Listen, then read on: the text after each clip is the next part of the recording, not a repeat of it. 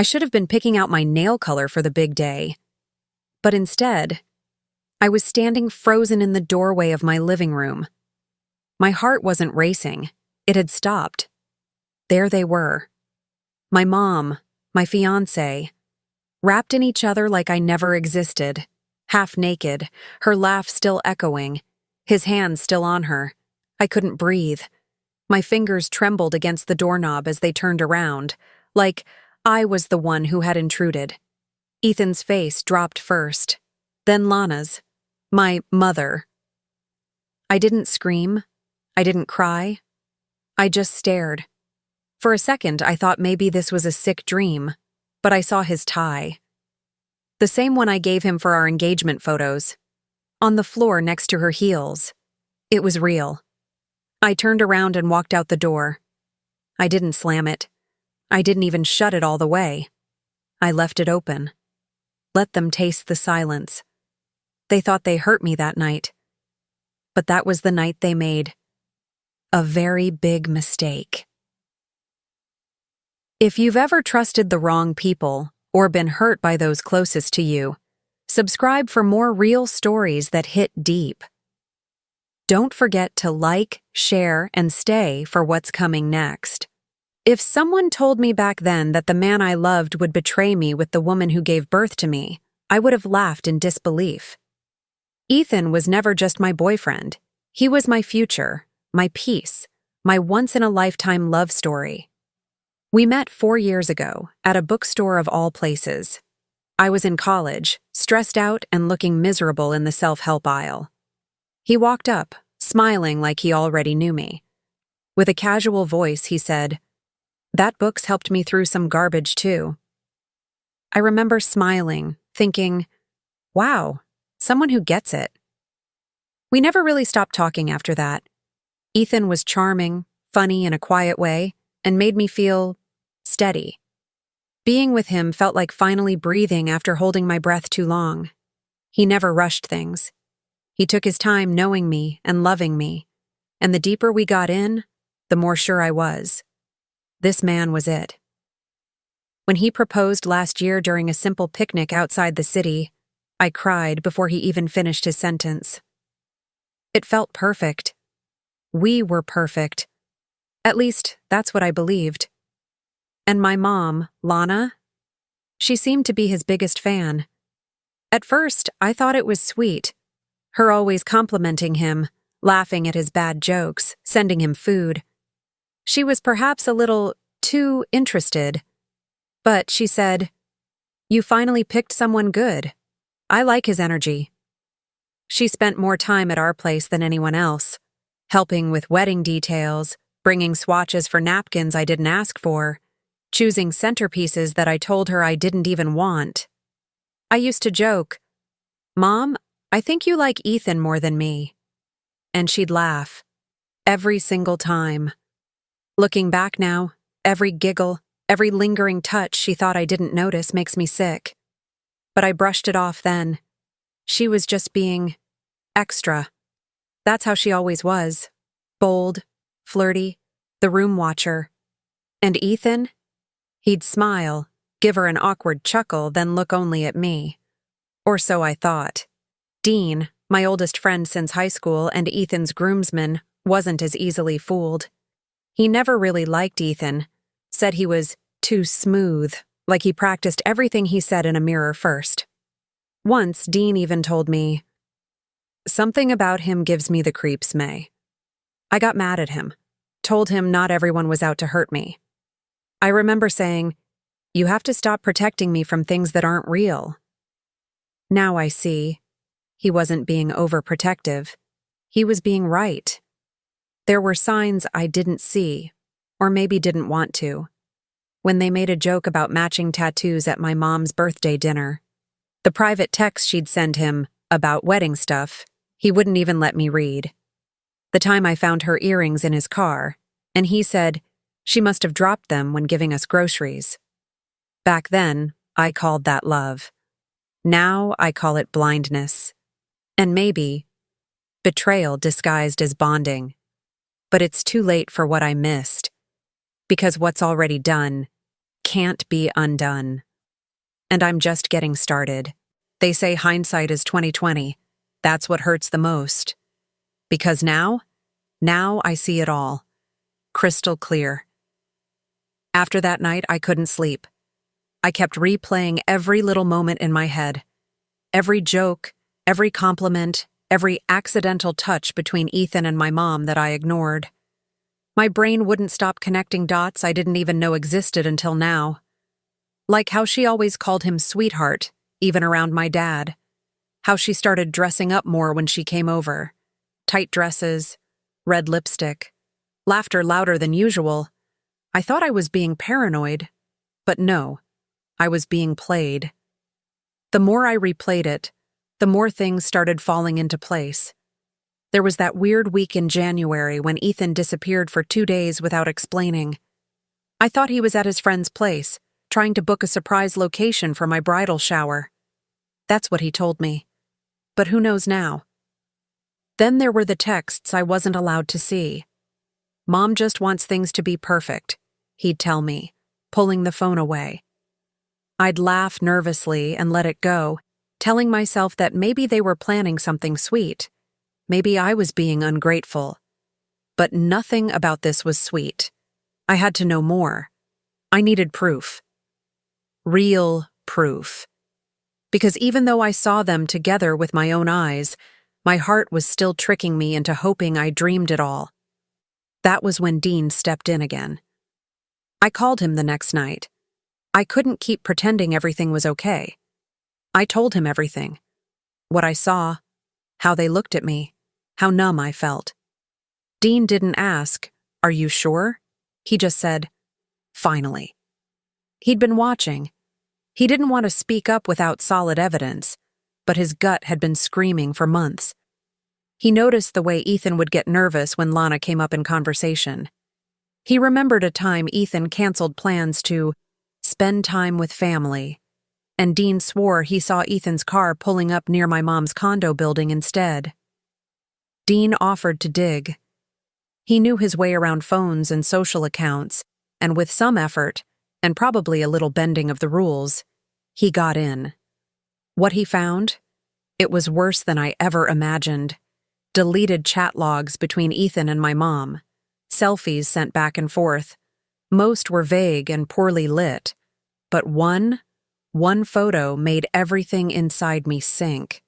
It was a mirror shot of my mom in a silk robe. My robe. The one I got from Ethan last Christmas. She said she never liked robes. She laughed when I gave it to her and said she donated hers years ago. But there she was. In mine.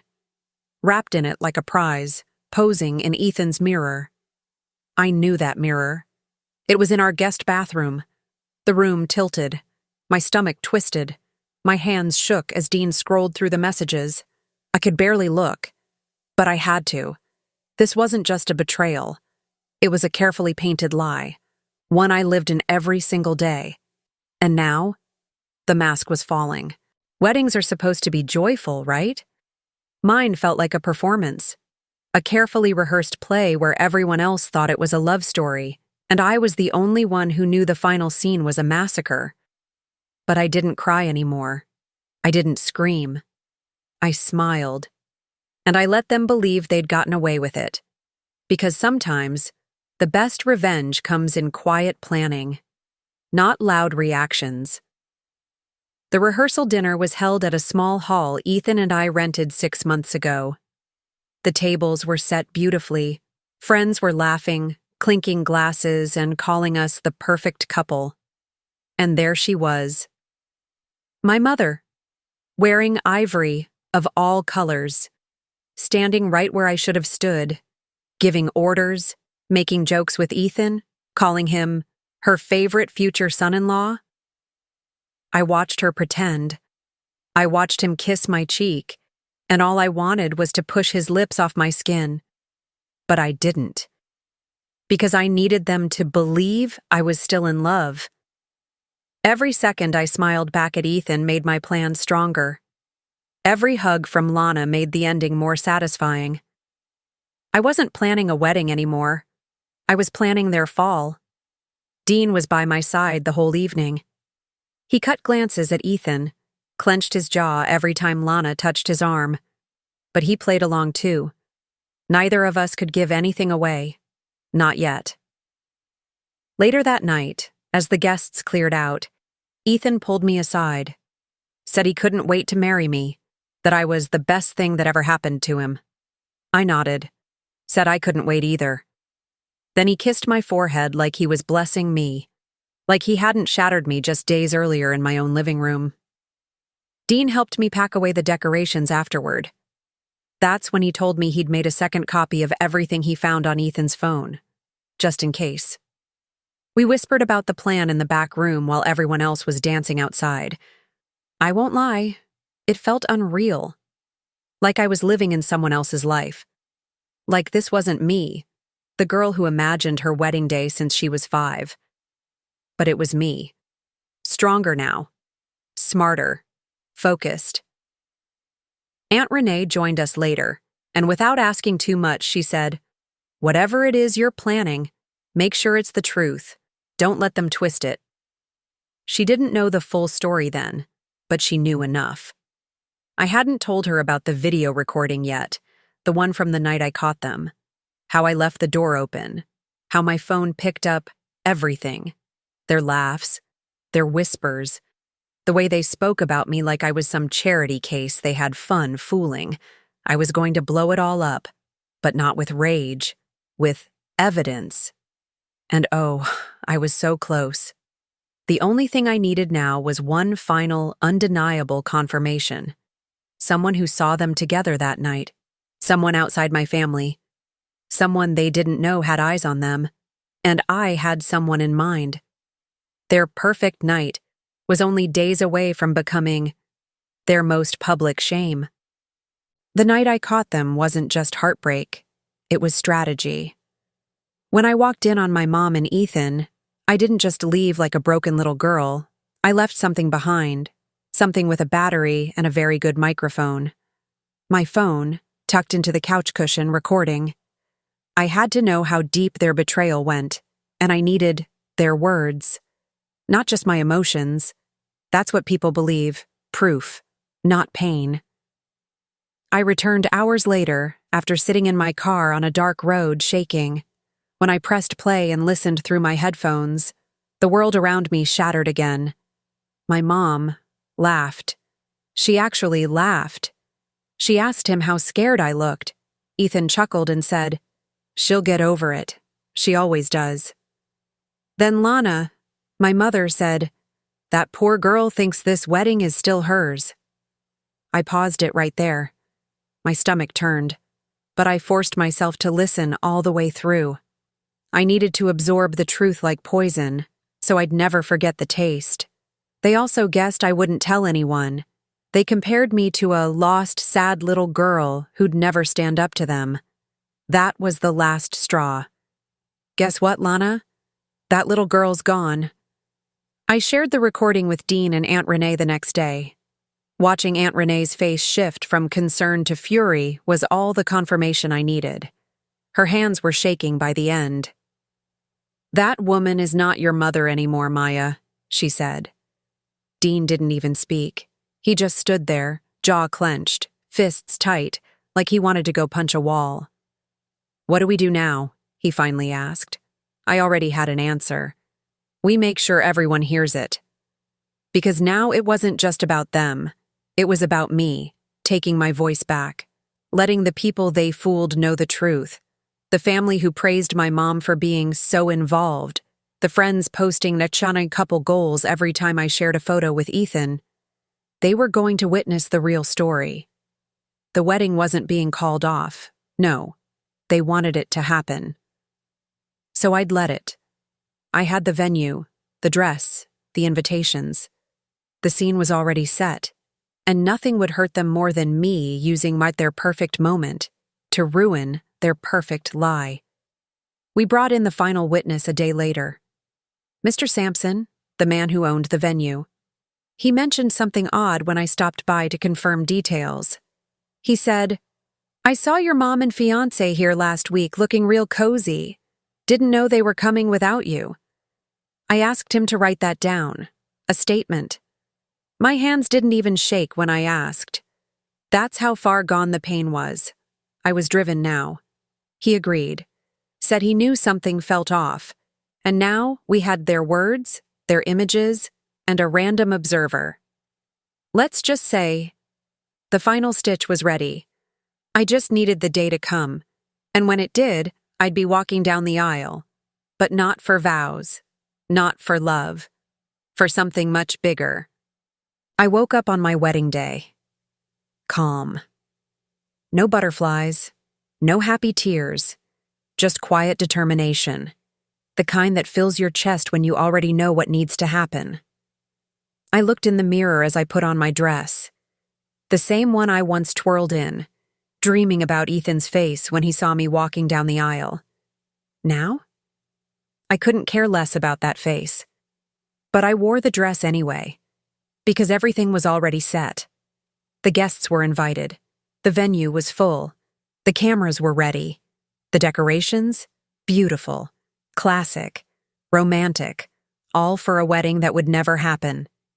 Dean stayed close the entire morning. He didn't say much, but his eyes said everything. Support, solidarity, revenge maybe, but not out of hate. He just wanted me free. Before we left for the church, I whispered, "Did you bring it?" He nodded and tapped a small flash drive strapped to his wrist under the sleeve of his blazer. Good. We arrived right on time. People smiled at me like I was the luckiest woman alive. I smiled back like I agreed. Flowers lined the aisle.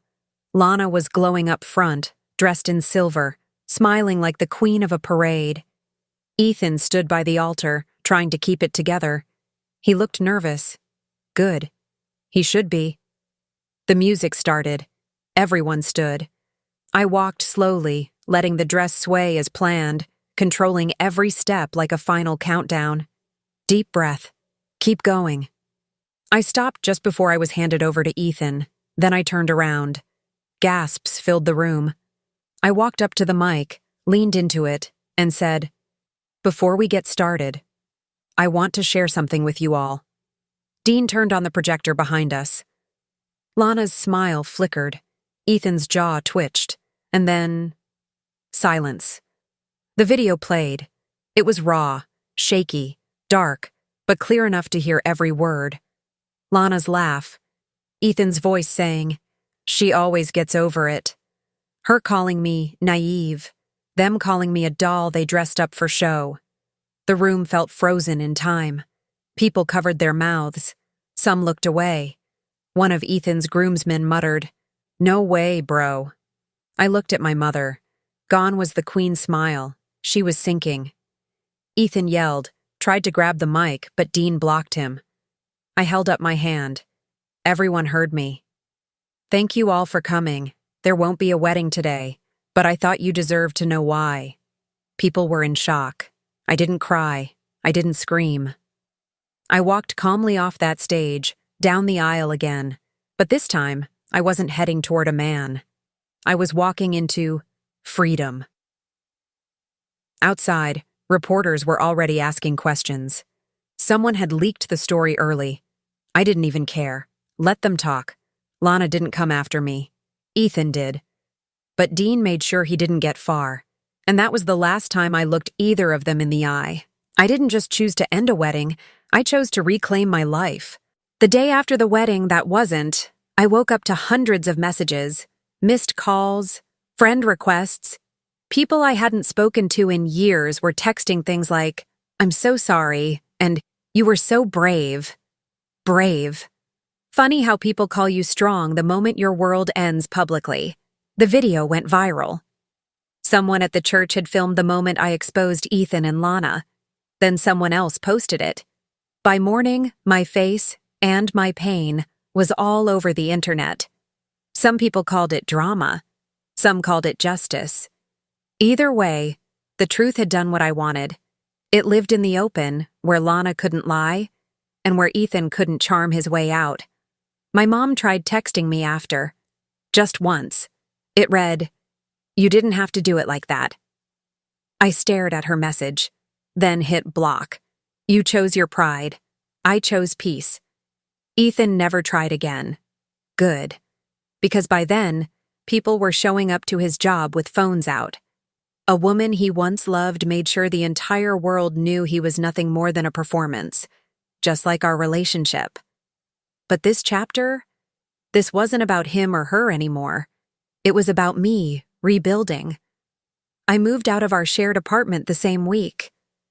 Aunt Renee let me stay with her until I figured things out. She always made tea and never asked too many questions.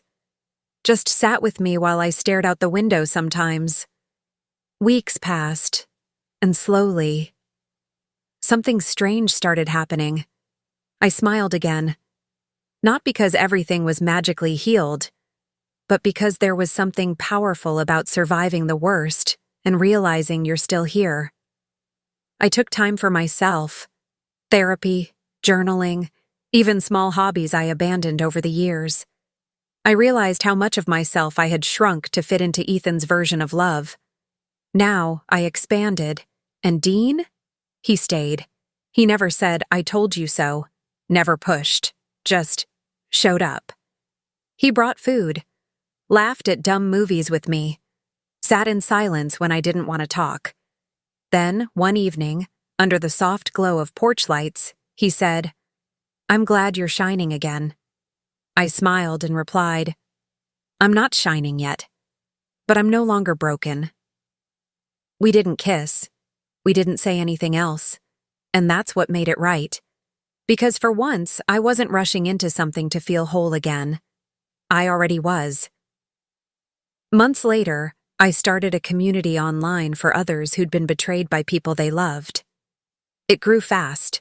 People started calling me the girl whose wedding turned into justice. But I'm not just that girl anymore. I'm Maya, not a victim, not a bride, not somebody's daughter or fiancé, just a woman who found her voice and finally learned to use it, not to scream, but to speak. Loud, clear, and only for herself.